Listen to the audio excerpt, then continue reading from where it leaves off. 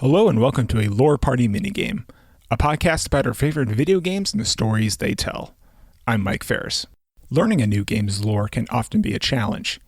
You have to contend with a whole host of new characters, locations, relationships, and rules of a new universe. To combat this challenge, games usually implement either a heavy dose of blunt exposition or a Mass Effect-style codex. Neither solution is really ideal.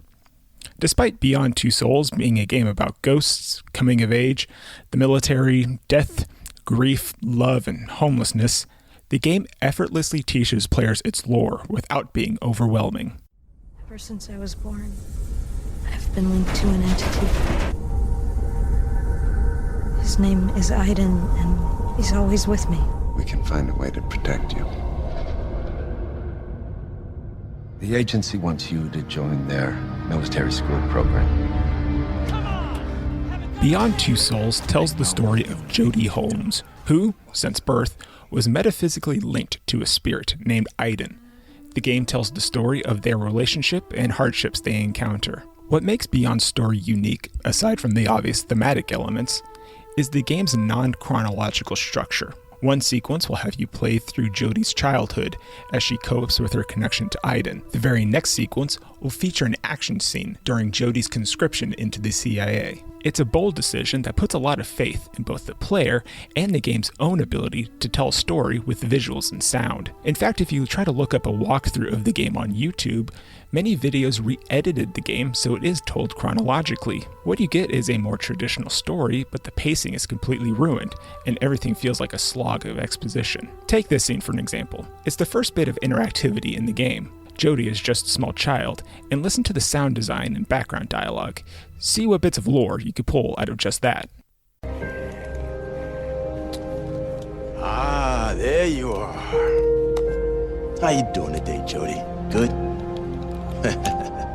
I hate to bother you when you're playing and all, but I believe it's time, honey.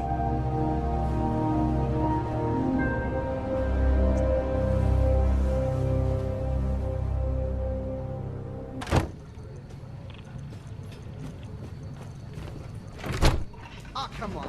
I don't have any more Hi, chips. Cole. Serious? Hey, Alan. It's nearly ready. It was due 2 weeks ago. Hello, precious. Don't you look pretty today? Hey, Jody. How's your day been so far? Pretty good.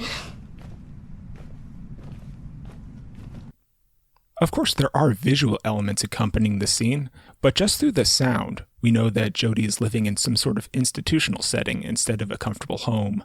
Jody doesn't laugh, act like, or talk to anybody her own age. Everybody talks to Jody in a vague, condescending way, as though they are expecting something from her. Doors and other ambient sounds feel more like an office than an appropriate living space for a child. Any reference to Jody's parents is completely absent from the scene as well.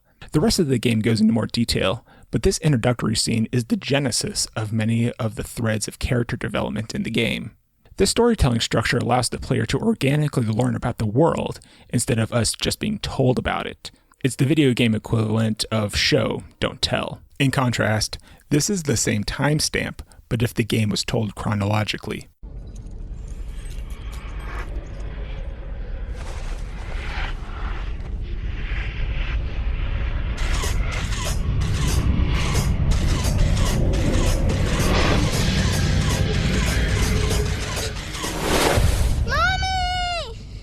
All we really learn in this scene is that Aiden occasionally wakes up Jody with his nighttime antics. In this version of the story, it's not really compelling or does anything for the characters or plot.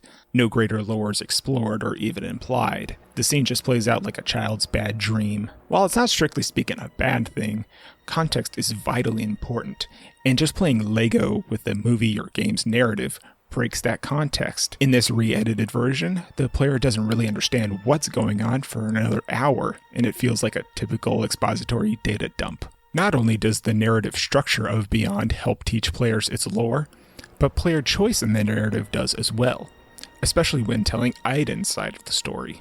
To the player, Aiden has no voice or physical form, but he does have a personality that is often dictated by the player. In most scenes, you can switch from Jody to Aiden on the fly and interact with the environment. As an example, when Jodie's a teenager, she goes on a birthday party with other teenagers for the first time. Because of her long-time confinement, Jodie is socially awkward and gets bullied by the other teenagers. You, as Aiden, can either allow Jodie to leave in quiet sadness, or take your revenge by doing anything from causing a little mischief to setting the party on fire. What are you doing, Aiden? You're going too far! You've got to stop!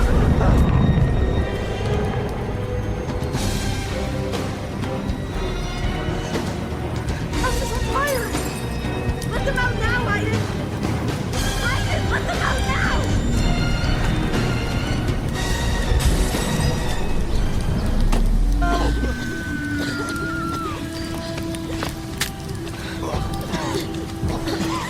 Another scene involves Jodie going on a simple dinner date. You, as Aiden, choose to either let Jodie make her own decisions or act as an overprotective father and scare off her date. Now, of course, player choice is not something that is unique to this game, but the way that Beyond handles these choices feels unique. Unlike games made by BioWare or Telltale, you don't go on branching paths of narrative, only to be later railroaded into the main story. Beyond's choice system is more introspective and is more about how the player interprets the consequences of your actions.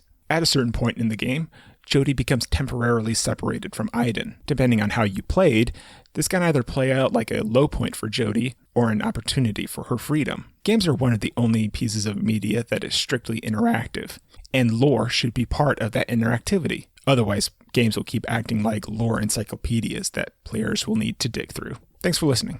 This Lore Party minigame is executive produced by Abu Zafar and produced by me, Michael Farris.